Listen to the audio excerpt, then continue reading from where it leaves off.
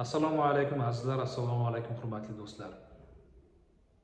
Migren kasalligi bor, ko'pincha qizlarda, ayollarda uchraydi.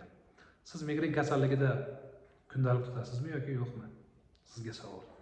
Endi kundalik ham tutib yuraylikmi deydiganlarga. Azizlar, sog'liq sizniki va tavsiyalar foydali, yanada foydali yoki foydasiz bo'layotganligini bilishimiz uchun kundalik tutishingiz kerak. Agar yaxshiroq tuzalay desangiz, kundalik tutishingiz kerak. Kundalik tutmasangiz 2025-yil avgust oyida, sentyabr oyida, oktyabr, noyabr, dekabr oylarida qanchadan dori ichgansiz? Necha marotaba bosh og'rig'i bezovta qilgan? Shu bosh og'riqlari qancha davom etgan? Qaydan bilasiz? Bilmaysiz. Bilmaganingizdan keyin ahvol yaxshimi boryaptimi yoki yomon boryaptimi, buni ham bilmaysiz.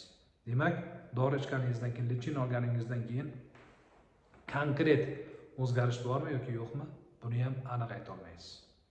Ko'pincha shu migren kasali borlar yo'q bo'lmadi-ku, demak dori foyda bermayapti, lechini foyda bermayapti degan xayolga boradi. Bu aslida xato. Sizni bir oyda 6 marta, 7 marta bezovta qiladigan xuruj keyingi oyga yoki birdaniga 0 bo'lib qolmaydi. Tushundingizmi? Bosh og'riqlariga kundalik tutishni maslahat beraman. Sog' salomat bo'linglar. Azizlar, migrenlarga offlayn hamda onlayn konsultatsiyalarni qilaman. O'zim Tojikiston Respublikasi Istaravshan shahrida faoliyat yuritaman, ishlayman. Nomerlarni qo'yaman, murojaat qiling. Rahmat.